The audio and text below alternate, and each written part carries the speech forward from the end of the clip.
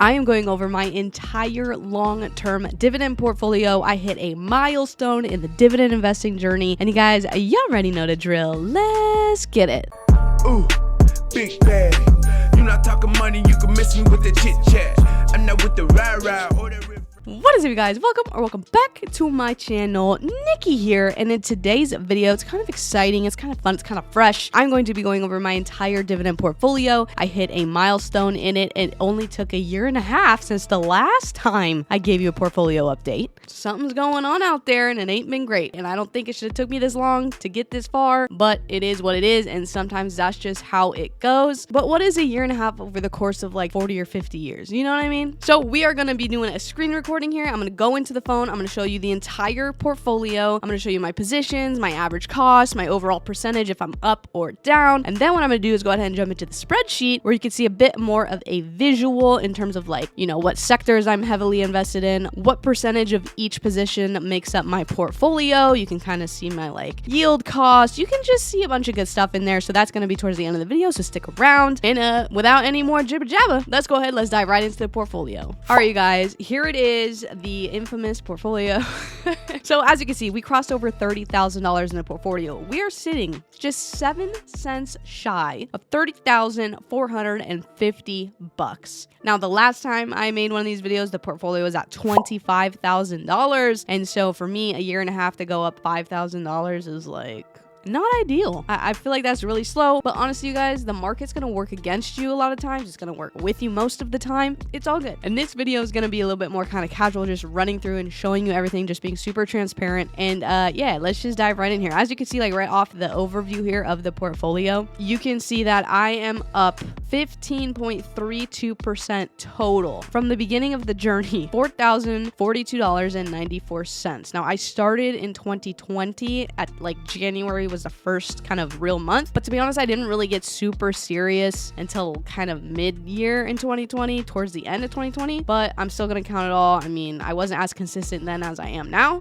I take that for what it's worth, but it's still, it's still gonna count in here. And then obviously today, from the day of recording, I was at 0.62%, almost $200. Not a bad day. Now, when I click in here to my portfolio, we're gonna see a few things, okay? It's a little bit much, but I'm going to walk you through it. So now here you can see kind of each position breakdown in the portfolio. So at the top of the list here, you're going to see Apple. And if I scroll over, you're going to see my total gain is 85%. Not too bad. Then if I continue to scroll over, you're going to see I have 16 shares at an average cost of $105.81. So that's a pretty good position for me. Under that, we're going to look at AbbVie now. You can see my overall position is up 13.34%. I have 22 shares and paid $133.08. And if we kind of continue down here, we have Alaska Airlines. I'm down 10%. I have a 7 there at $53.49. American Express is up 80%, but I only have 6 shares at $91.90. So that also kind of sucks. But then Best Buy down here, I'm down 10%. I have 4 shares at 92. We'll just continue on. Cube is a recent addition to the portfolio. I'm up 4.19%. 6 shares at $41.56 an average cost. Then CVS, I'm only up 2.21%. That was one I was adding to decently like a while back, but I have 7 shares at $73.10. And also just something to note, like when I'm looking at the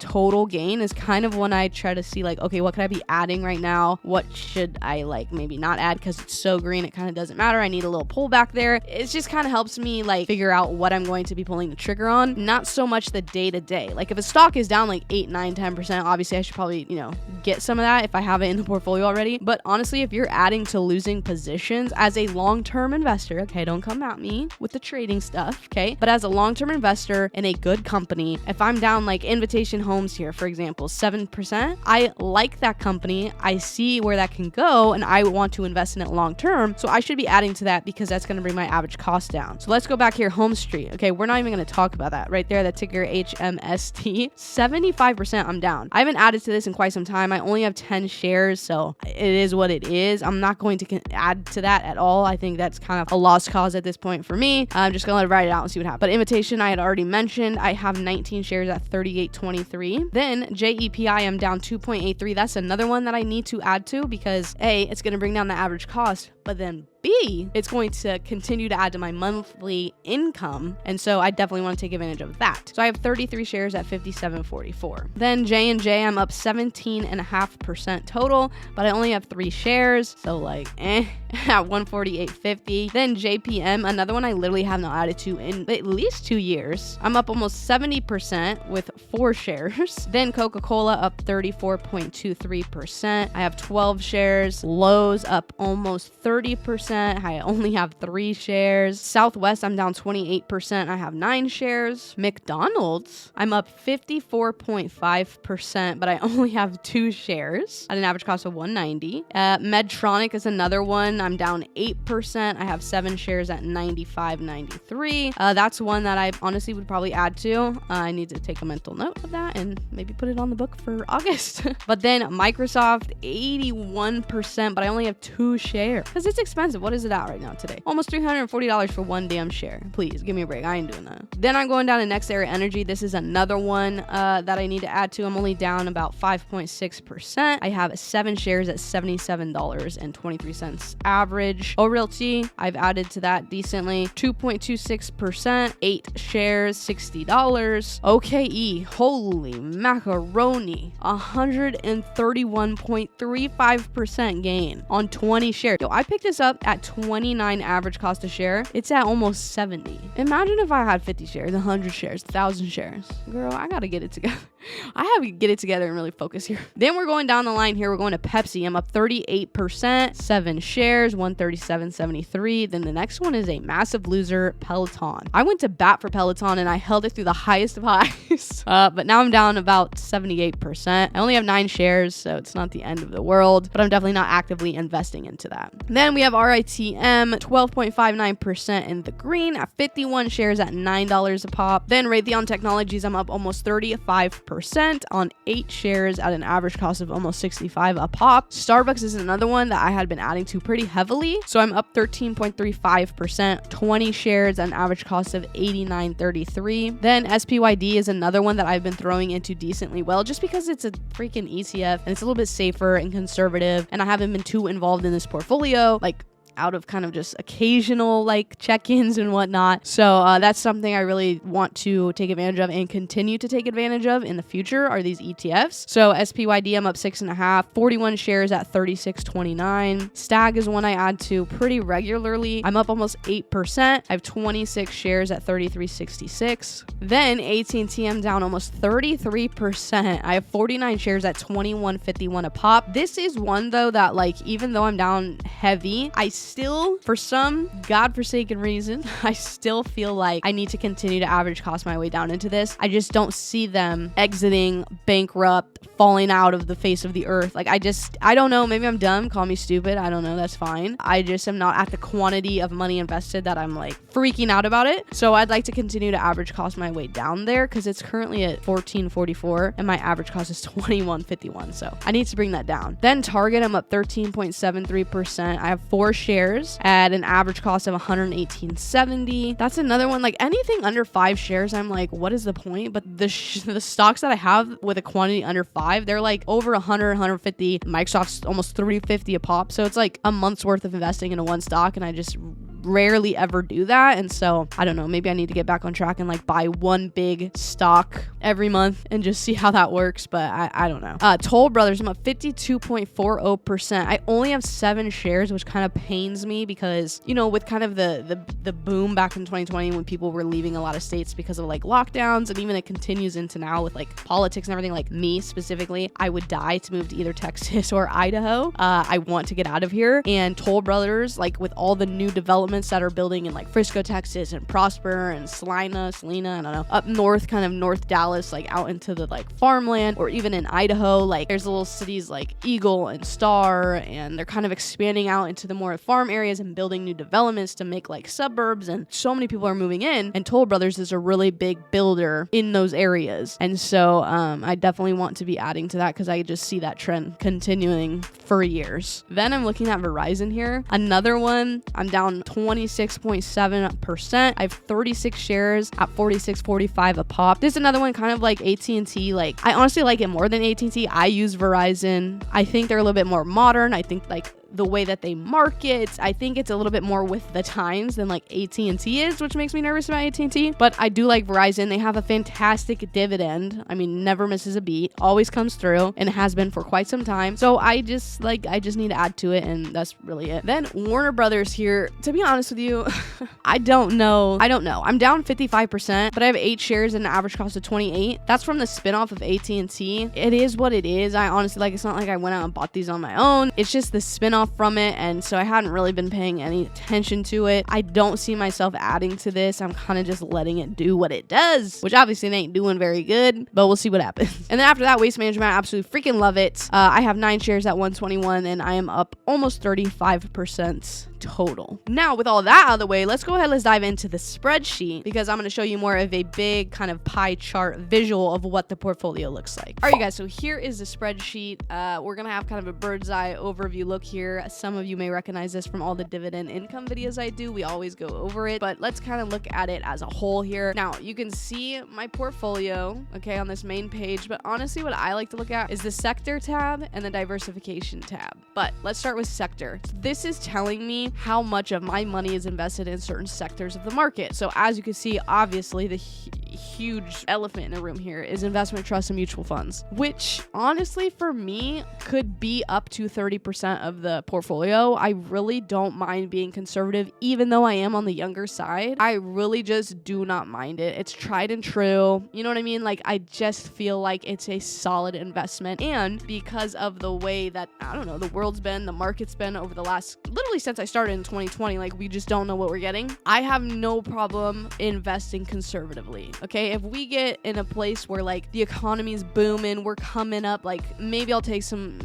risks somewhere else, but for right now I am chilling, adding into ETFs and funds. Then after that, healthcare is coming in at 16% of the portfolio. Not too mad about healthcare. I know this is a little bit heavy just because of in 2022 I was adding 1 share of AbbVie every single month of the year, so I picked up a minimum of 12 shares. I actually think it was like 13 or something like that, but that's why that's a little bit heavier, because I did heavily invest in that in 2022. After that, telecommunication services. Now this is as big as it is because I'm trying to take advantage of AT&T and Verizon. I just showed you how far like in the red I was in those positions, so I try to add to those positions pretty regularly to get the average cost back down so I can get myself back in the game. Then we have real estate, which is pretty self-explanatory. Things like Realty, Stag. I mean, just great real estate. REITs, they have certain it's just, I love real estate and I love funds, so I actually want real estate to become a little bit bigger than that. I'd like to see that more at like honestly 15-20% of the portfolio, and then investment in mutual funds like 30%, which gives me 50% to have in like less conservative, like, which it's still conservative. I mean, companies like Apple, okay, I mean, it's not that risky. This is dividend portfolio, so I'm not really trying to have any risk, even though you always have risk when you invest, but you know what I mean. But this also shows me like where I'm lacking. So like obviously utilities is 1%. That's pretty crappy. It's been the same story for a while though. I feel like the last time I did this video was the same story. Not great. Financials are low, but to be honest, I don't add to them, like American Express, JPM. I think the problem is I'm so high in those positions, as we just saw, that like the fact of adding more at a way higher cost just kind of doesn't like So I don't know, but I got to get over that because I just have to continue to add. So this just kind of gives me a good idea of like how the portfolio is doing in terms of the sectors. And then if we want to get real specific, we can look at the diversification of each stock. So this is going to tell me how much percent of a specific stock makes up my portfolio. And so right off the bat here, Apple and AbbVie, like nothing is even coming close to Apple and AbbVie, which makes a lot of sense because I heavily invested in Apple early on in this portfolio. And then AbbVie makes sense because I just said I added consistently 1 share, a minimum a month all year in 2022. Everything else after that is honestly pretty similar. I would say like Starbucks and SPYD, which SPYD is that mutual fund ETF, like conservative view right there, so not mad about that. But I would like to see some positions get a little bit higher. Like NextEra Energy, I really want to see get a little bit higher. I want to see Realty get higher. I want to see Medtronic get a little higher. I want to see Lowe's get higher. I love Lowe's. Waste Management's another one. It's already almost 5%, but I wouldn't mind seeing that over 5% at all. And just, you know, this gives me a little bit of a pulse. Nothing too crazy. I'm totally fine with Apple having that much. Honestly, I wouldn't even care if it was more like 12 or 15%. AbbVie is a little high. I don't see myself adding to that, honestly, that often through the rest of this year. I would see myself trying to pick up more things like Lowe's, Stag, O Realty, Medtronic, Toll Brothers, just so you have an idea of what I'm thinking in my head. Then if we move on to this summary tab, you can kind of get an idea of an overall bird's eye view. This is a little bit different. This has 14.83% growth. I think my actual E-Trade account was like 15.3. So I might have like a penny or two off on one of my average costs that I entered in here. I don't know, but it's a rough estimate, okay? So here we're looking at my total annual income, being like dividend income of a little over $1,000, almost $1,100. My total yield on cost, 4.12. The dividend yield is 3.65. Those have both increased, which I like to see. The growth is a little bit off, I think. You can see right here kind of like the cost basis, how much I've actually put in, how much the market value is, and that growth. And then this is obviously, we know this is the dividend income. Okay, we love this. We love this tab. Okay, just get a video a thumbs up for this tab and this tab alone. Okay, thank you. 34 total stocks in the portfolio, $30,000, almost $450. And honestly, like, I'm hoping by the end of the year to just stay above 30,000 at this point. But next year, I have some pretty great goals and pretty big plans. But here's the thing, like, you can set goals for your dividend investing, but like, really ideally, the goal should be like what you're contributing on a monthly basis. It really shouldn't be the portfolio value, because we know on average we're getting what, 6-8% returns every year on average, which the last 2 years have been nothing but average. I feel like it's been nutty ever since coronavirus. It's taken me a year and a half for the portfolio to go up $5,000, and I feel like I have invested more than $5,000 in a year and a half. But it is what it is. We can't look at that number and base our success on that number. If you stay consistent with yourself and say, I want to add $1,000 a month. Okay, let's be for real. In this economy, if I want to add $100 a month into the portfolio, that is what you can measure. That is how you're going to measure your success throughout this journey. And if you continue to do it year after year after year after year, reinvest dividends, like, you already know the drill. That's why we do this. It's going to work out for you. History is on your side. So for the rest of 2023, my goal is to just really take advantage of those positions I am down in, but still want to hold long term: Verizon, Medtronic, O Realty, Toll Brothers, and be adding to those heavily through the rest of this year. And we will reevaluate once the beginning of 2024 starts. And Lord have mercy, y'all, I cannot believe we are at this point already. Half the year is over. More than half the year is over. My 30th birthday is in September. I'm gonna be an old lady. I'm launching a business, if you didn't know. Like, things are getting wild. But with that being said, you guys, what is your portfolio valued at? Let me know down below if you want to share. Obviously, no pressure there. If you do share what your value is, can you let me know how long you've been investing? Because I think that would be super cool for the community to see as a whole. And you guys, you already know, if you made this far to the video, I absolutely love you. And I will catch you in the next video. Bye, guys.